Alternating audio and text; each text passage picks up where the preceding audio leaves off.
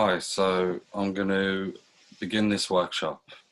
Yeah, it's a free drawing workshop. And by that I mean essentially kind of doodling out, well, anything really that comes to mind. And essentially like the main point is that it becomes a meditation for, just make sure my volume's up there. That it becomes like a meditation, essentially. So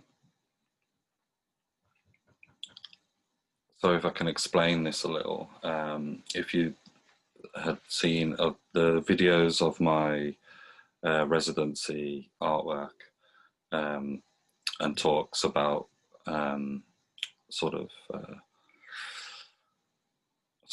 accessing sort of the unconscious mind, and through that kind of bringing forth like sort of new creative ideas. And I'm not exactly sure if everyone, I mean, I'm sure everyone can do this, but I'm also aware that it takes a certain mindset. So hopefully we can get into that mindset. And I do this really for developing ideas, working up ideas, with like visually, for my artwork. So I might have an inkling of an idea or something I think will be nice, and I sort of set about working that up. But in the process, I think what I've started to do in recent years with my artwork is that becomes the artwork. Like it's never really what I've set out or intended to do, which is like sort of, it's like relieving. It's relieving on your mind. I think I spent a lot of time when I was younger drawing things, that existed, and I could draw, anything in perspective, whatever. Like, and so, but I also found like getting to the point of the thing I wanted to draw was also sort of difficult, and I guess I was just trying to find a way, and this is how I do it. So, and what we'll do is we'll do some like basic warm up exercises, just to sort of, so we could like, so me and you, the participants, can get to where we want to go. I don't want to see like, or I wouldn't want to see people sort of just like doing what I'm doing. Like I'm showing you, so I'm gonna talk you through what I'm doing, but you do the thing you're doing. Yeah. So I'm going to ask you to pick a thing that you often perhaps doodle out, and they're like things that aren't much of anything. Like I have this thing where I just sort of scribble out some sort of lines, or some dashes around on the page, and this just helps sort of put some marks down and like loosen me up into a kind of, let's say, get into a place where it's easier to sort of access like the creative mind. And I mean, you could do this with any sort of drawing, really. It could be representative, but I think you'll find that the more you think about things and information that are details, that are like representative things, the more your head gets bogged down in thinking about those, and that is, you're using a different part of the brain for that. You're using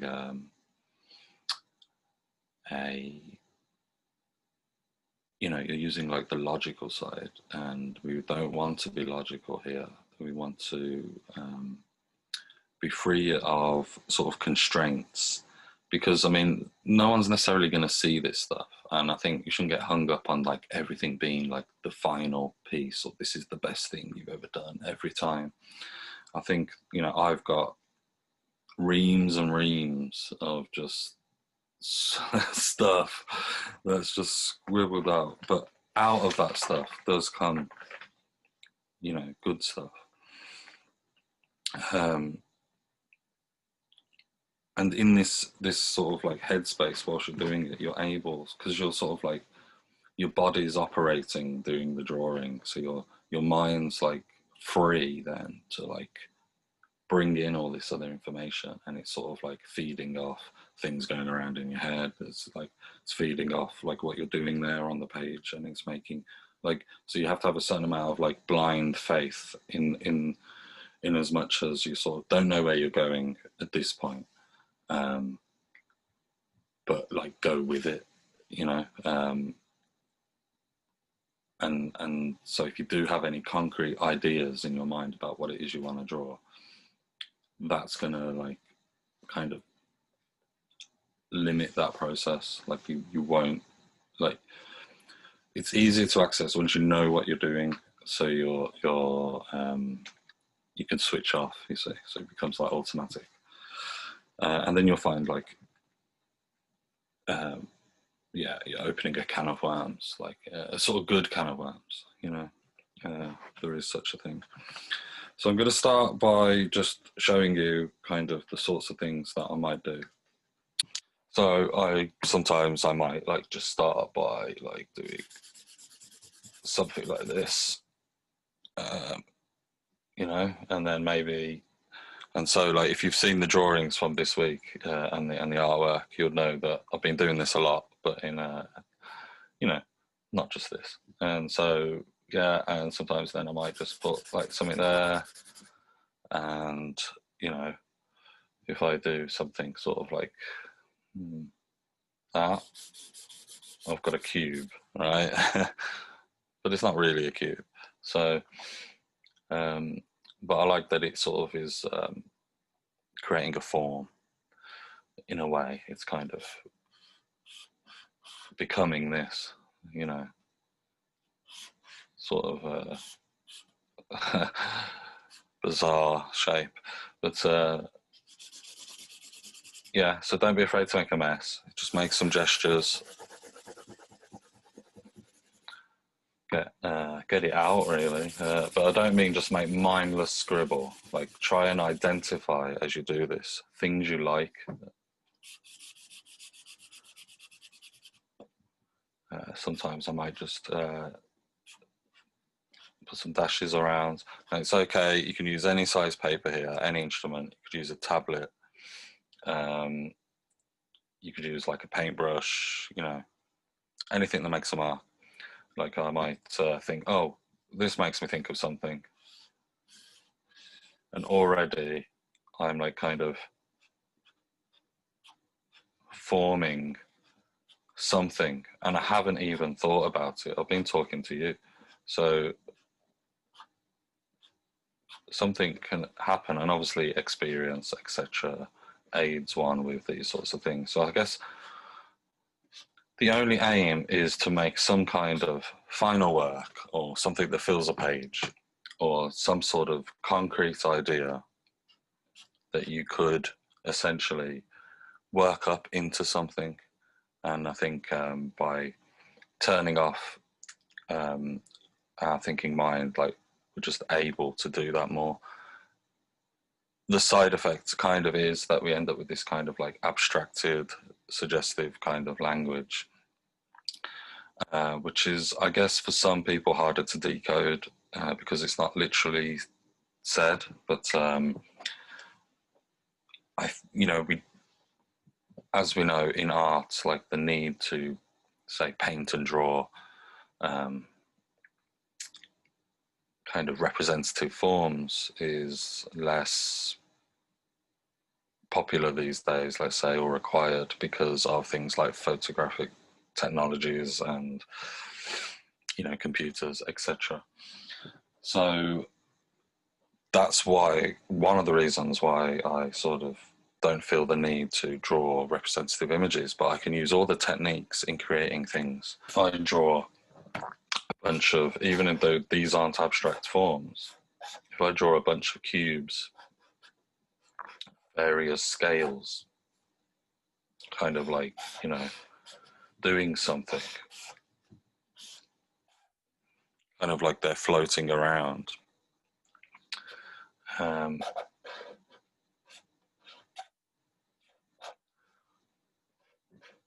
You know, there are rules around drawing that once you get in your mind that you can't leave. So there's like odd number arrangements instead of even number arrangements. You know, 2 things looks quite odd, but 3 looks kind of aesthetically, just to the eye, look a bit more realistic. So in our forming of things, we're kind of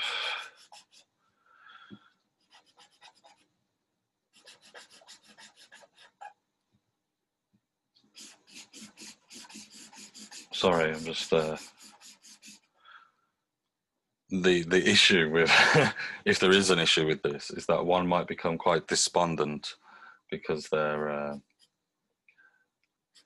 sort of, the other thing is you will experience, the more you do this, a loss of time as you are brought into the present by your action, and you kind of become a little bit dumbfounded, let's say, because you're not there. You know, you're accessing another place. You're concentrating elsewhere, and so all these sorts of things that I'm doing now are simply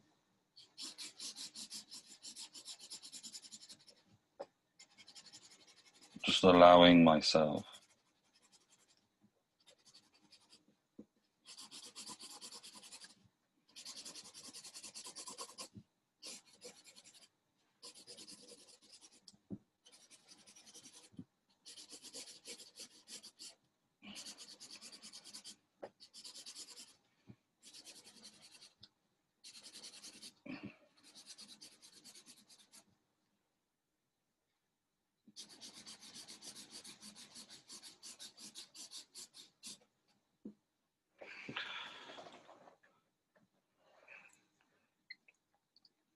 So, although I've created kind of cube forms, what I'm enjoying with this one myself. So this stage of the process, I'd say, is like the identification of the things you like and the things that have potential within them from what you've done. So I'm enjoying the way the lines in different directions are creating some kind of form. Here, obviously, it's too literal a form for me to fully enjoy or be happy with because it's cubes. But again, this rendering of the different areas brings about the form. It's a way of me showing an example to you. I'm not asking you to draw this particularly. Again, it doesn't have to be lines like this. It could be dots based with lines. If there's any patterns that you're familiar with and that you like, equally, you can find something within those, you know, like, for example, everybody is familiar with this. You know, I probably did it as a child around the border of your school page, you know, something like this.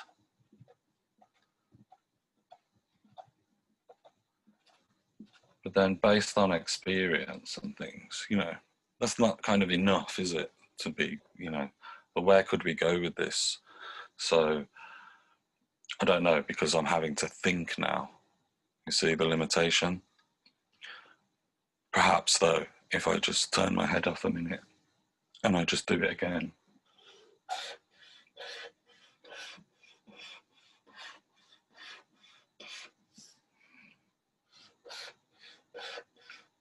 So already I'm going somewhere that I haven't considered.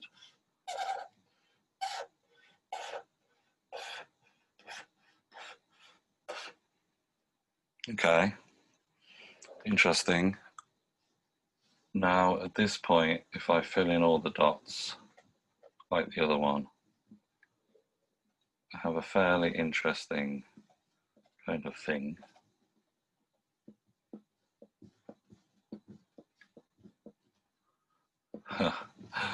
It's dotty. I love just how your head turns off when you're doing this. And it's like you're floating in space, let's say, internally, because there's no thoughts or worries about bills or lockdown or any of that sort of thing. Here is a completely free area. And to quote Bob Ross, there's no mistakes in here.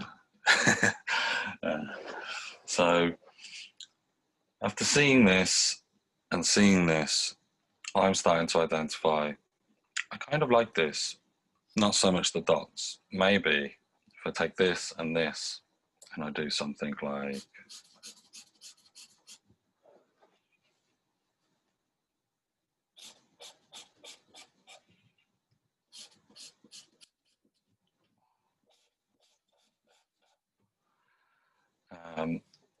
the only issue that I can see with this sort of thing is that, again, because these forms are quite literal and have like an arrangement to them, that I'm starting to slow up in my process, and I'm starting to think about where all these lines should go if this is to be like a correct kind of rendition of that. So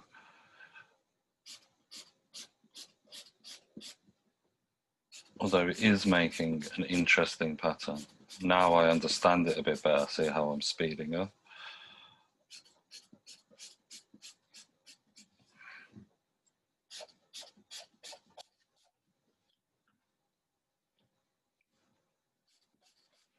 So we've kind of essentially just ended up, this has kind of become like a diamondy checkerboard type pattern.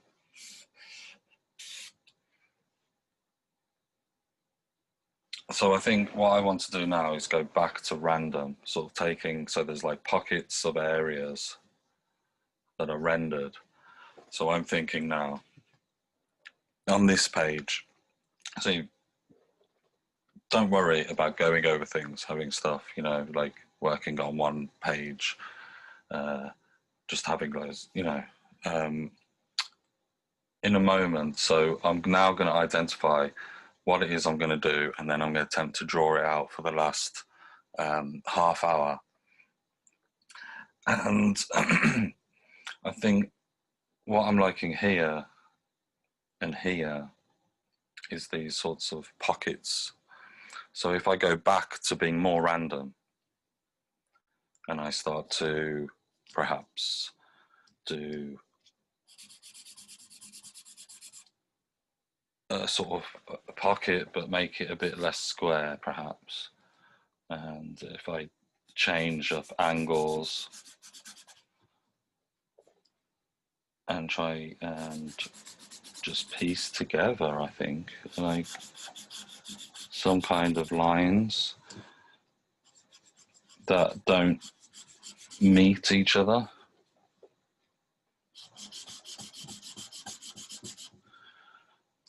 I feel like I'm in danger of creating a dodecahedron slightly, but I think, you know, that's a good thing. But it's accidental, so it's something is being brought forth from the void. So yeah.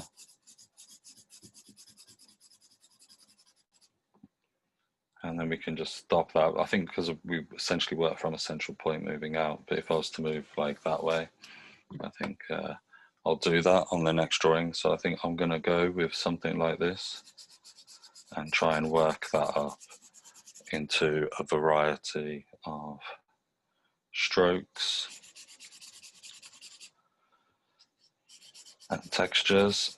And then once I have arrived at this realization and have done the drawing, I will then know and be able to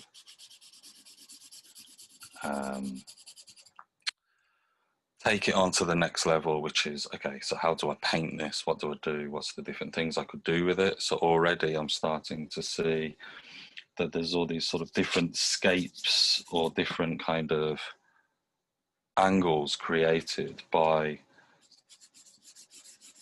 the parallel sketching sort of method. And, you know, it sort of suggests a kind of form of some sort. So I think that would be kind of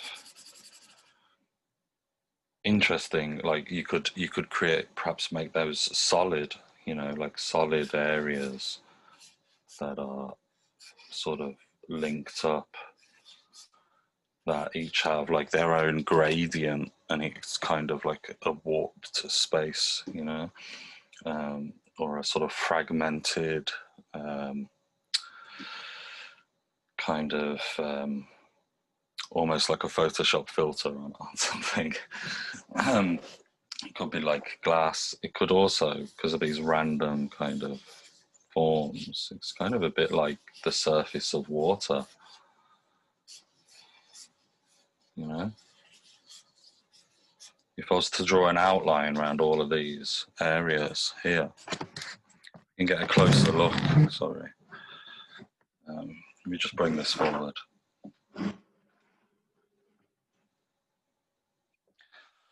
So the other thing I like to do is, to help switch me off, is listen to something whilst I do the work. So I'm now going to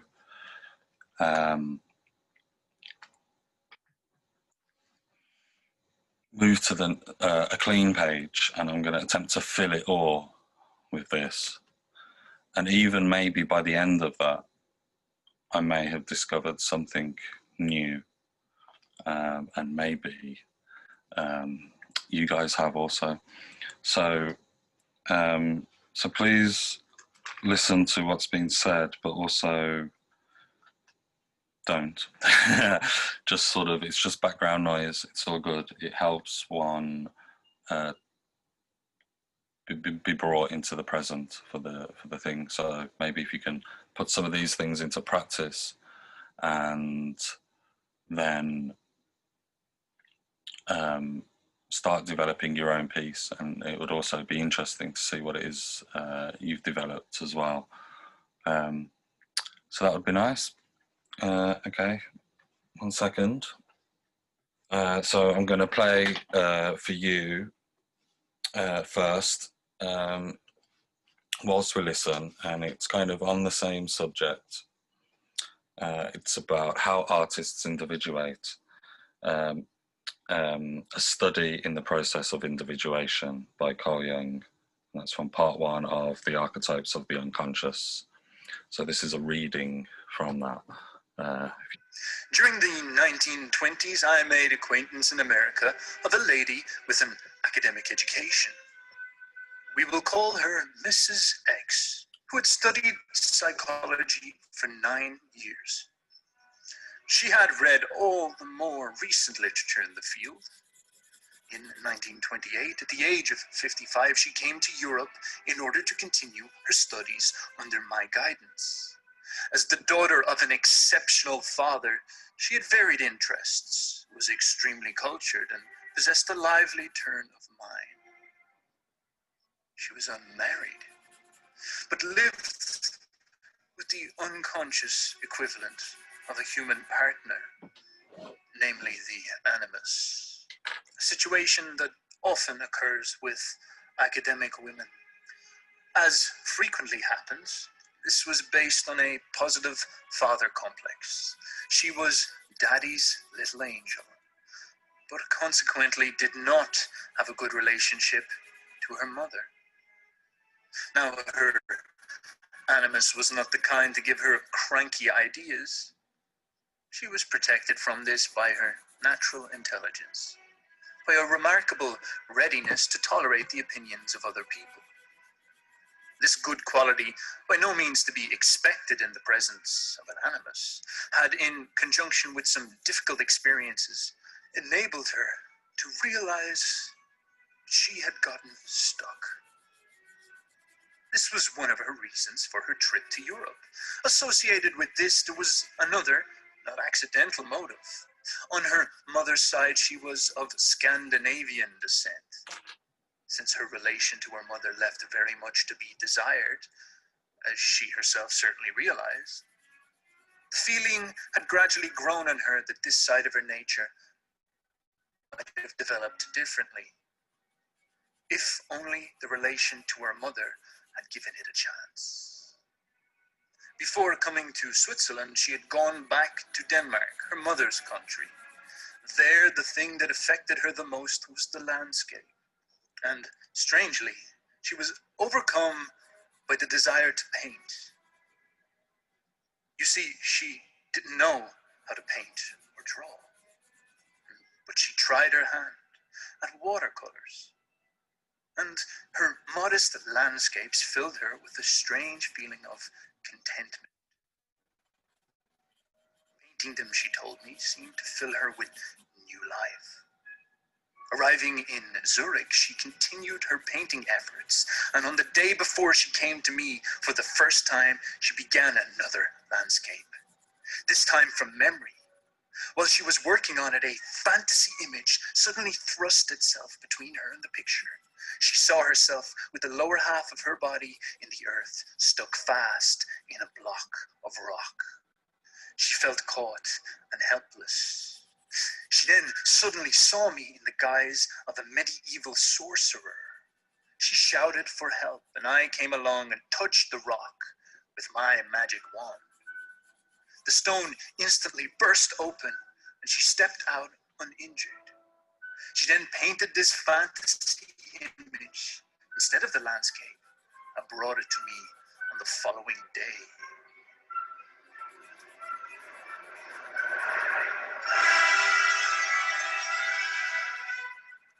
As usually happens with beginners and people with no skill of hand, the drawing of the picture caused her considerable difficulties. In such cases, it is very easy for the unconscious to slip its subliminal images into the painting. This picture shows, first of all, her imprisoned state, but not yet the act of liberation. Miss X had discovered all by herself the method of active imagination that I have been long accustomed to. And I was able to approach the problem at just the point indicated by the picture. She is caught in the unconscious and expects magical help from me as a sorcerer. She did not want to know how liberation might be possible in a general way, but how it would come about for her. And about this I knew as little as she. So I counseled her to content herself with what was possible and to use her fantasy for the purpose of circumventing technical difficulties. I also advised her not to shy away from bright colors, for I knew from experience that vivid colors seem to attract the unconscious. Thereupon, a new picture arose. While Miss X was painting this picture, she made all sorts of discoveries. Above all, she had no notion of what picture she was going to paint. She tried to reimagine the initial situation, the rocky shore, and the sea, but the eggs turned into abstract spheres or circles, and the magician's touch became a flash of lightning cutting through her unconscious state. I didn't tell her this. I didn't want to interrupt. I didn't want to impose my knowledge on a natural process, but she had touched into the ancient conception of the philosopher's egg, the alchemical philosopher's stone. Now, the form of this picture did not go down well with the patient's conscious mind. Luckily, however, while painting it, Miss X had discovered that two factors were involved. These, in her own words, were reason and the eyes. Reason always wanted to make the picture as it thought it ought to be, but the eyes held fast to their vision, their inner fantasy, and finally forced the picture to come out as it actually did, and not in accordance with rationalistic expectations. Her reason, she said, had really intended a daylight scene, with the sunshine melting the sphere free, but the eyes favored a nocturne with shattering, dangerous lightning. This realization helped her to acknowledge the actual results of her artistic efforts, and to admit that it was in fact an objective and impersonal process, not a personal relationship. Her interpretation of the lightning was, much to my agreement, a flash of intuition. This was brilliantly archetypal. Like lightning coming from a thunderstorm, intuition comes from somewhere outside the ego. Like Yahweh, like Zeus, the spirit of thunder, they strike the ego with lightning, breaking it like an eggshell. They strike and animate the sleeping, greater version of yourself who is trapped in stone, the more complete personality. This is the self.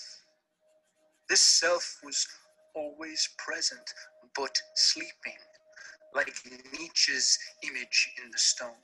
It is the philosopher's stone, and what sleeps in it is the spirit of Mercury, the original man, the great being within. Michelangelo may have experienced this when he was crafting the statue of David. He frantically worked in secret, and when asked afterwards, said that he saw an angel trapped inside the block of stone, and it became of primary importance that he frees it. Now, I did not tell our patient any of this. In truth, I did not really know any of this. You see, her third picture is what inspired me to make a serious study of alchemy. While Miss X was painting this picture, she felt that two earlier dreams were mingling with her vision. They were the two big dreams of her life. The first was of the world, which always appeared as a globe getting divided into combinations of 12. The second, she saw a golden snake in the sky demanding sacrifice from among a great crowd of people.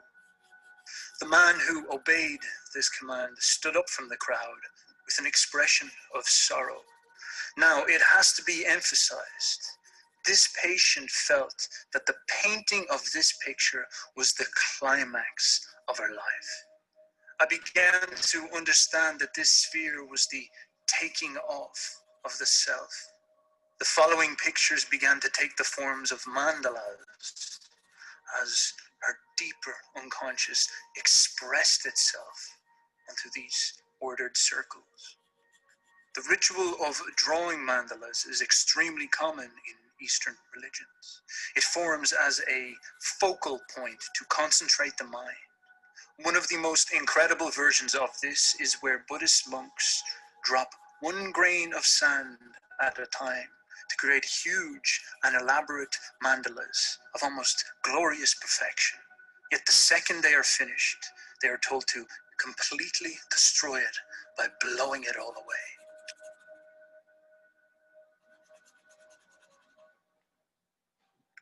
So, ladies and boyo-men, boyos and boyettes,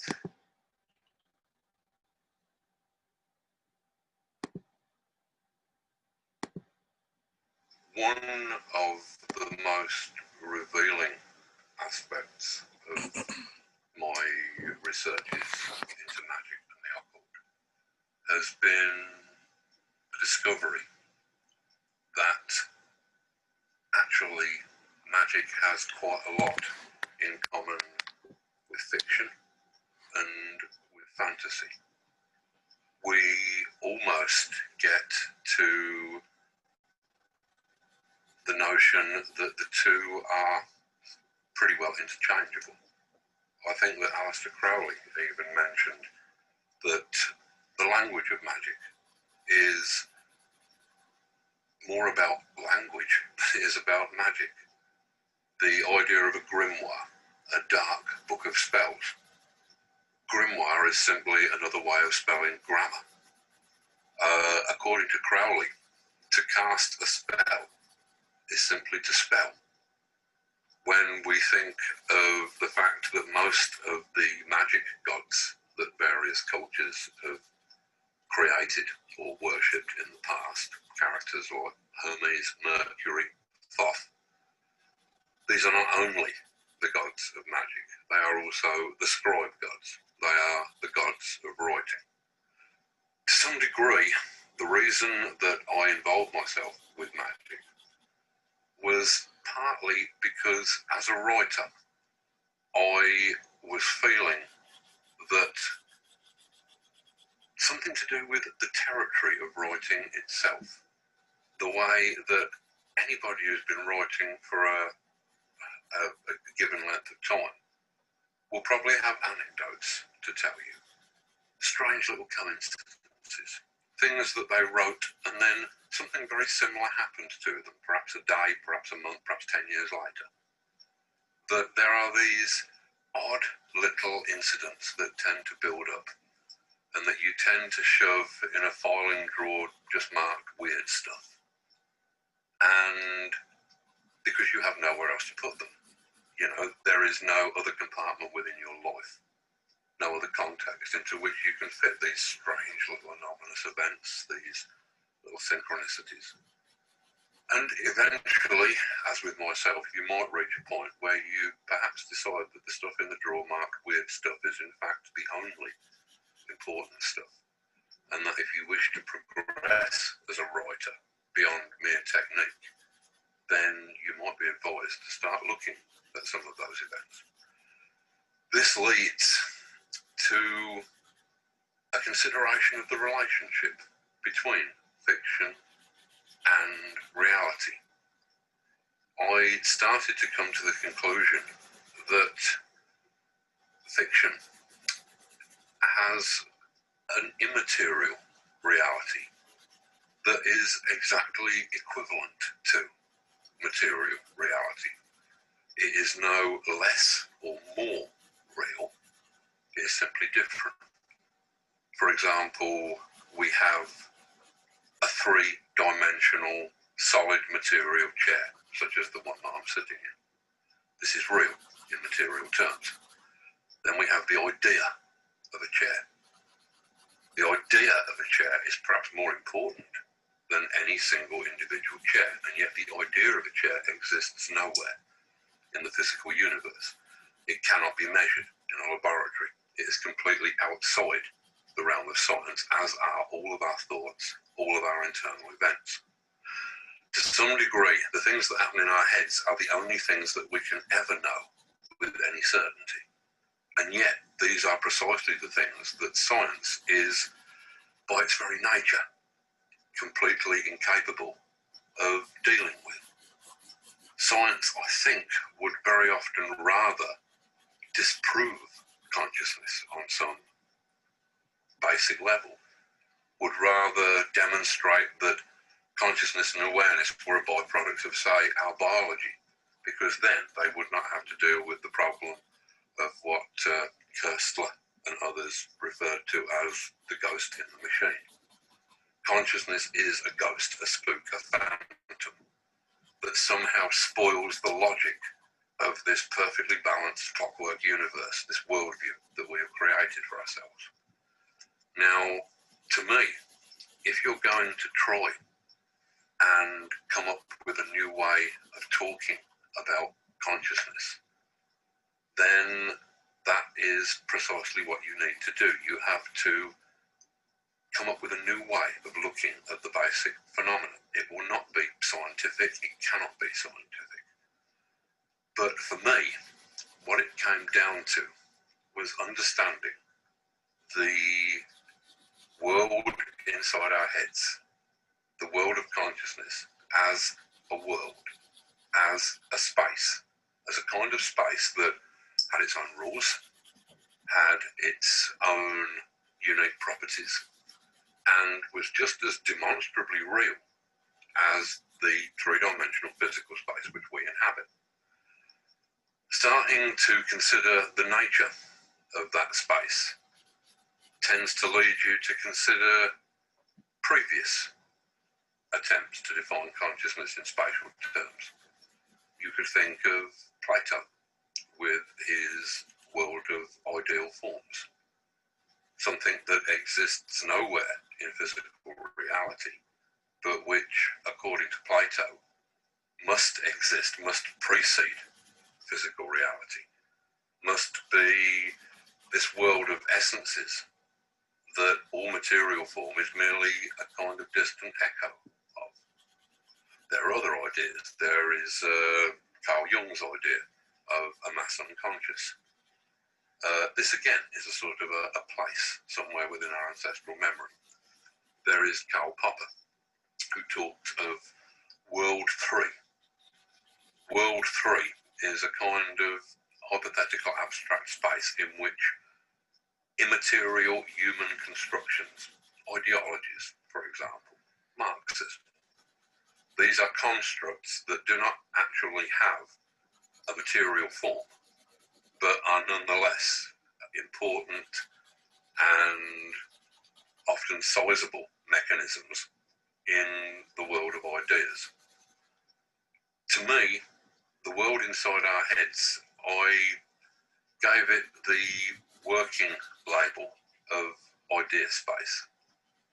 I believe that it can be treated as a space, and that, yes, just as we each have our own private address in physical space, just as we have our own private house or flat or room, then so too do we have our own private area of consciousness. This is the area that we generally label as ourself. However, if you go outside your flat or house or room, then you'll find that the area beyond its walls is communal. I think this may also be true of the kind of conceptual space that I'm talking about. That if you wander out the back door of your mind and personality, wander down its back alleyways, you might find yourself in a deeper area of that mental space than the one that you are usually accustomed to. You might find that there are different rules which seem to apply in these deeper areas of consciousness. You might find that there are people, creatures, things living there, flora and fauna. And to some degree, this is central to all my ideas of magic. And by magic, I mean basically what everybody means by magic. I mean a rabbit out of a hat. I mean something emerging demonstrably from nothing. So to a certain degree, in that I would include our physical universe emerging from a single point in a quantum vacuum.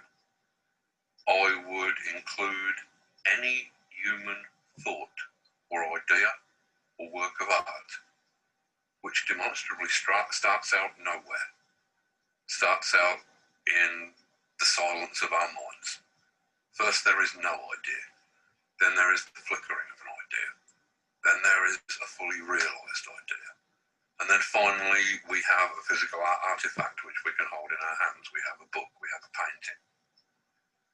This to me is a magical act. Any act of creation is a magical act, which is probably why I tend to express most of my magical thinking in terms of creative acts. If I can turn it into a piece of writing or a set of images or a performance so that other people can share the information concerning that realm, then to me that is part of what a magician's job is. It is almost that the magician acts as a travel guide or an overseas reporter, if you like, from this phantasmagoric, platonic realm of the human mind and the human imagination.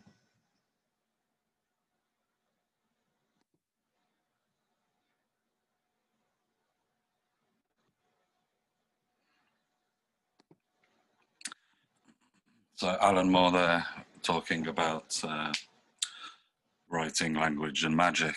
But I think what he's saying there applies also to art, essentially, or any creative act, as he said. So here we have some sort of final thing that has potential, and it really is that easy. I'd suggest you get comfortable,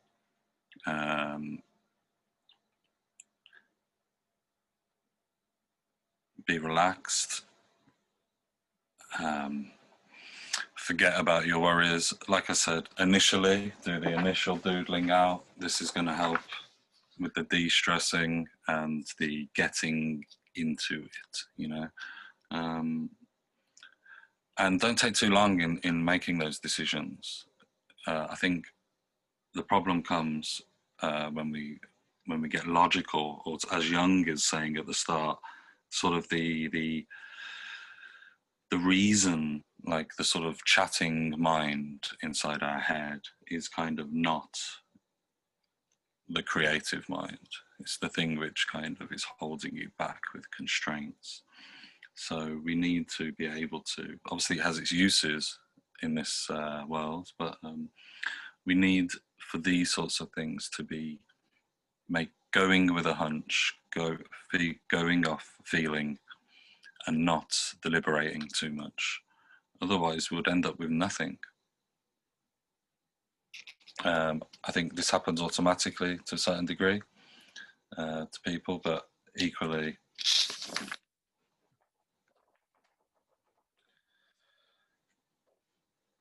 it's a good exercise, mental exercise, and is akin to, in my mind, meditation. I've been brought fully into the present here. I haven't thought about any of my problems. And I feel good now.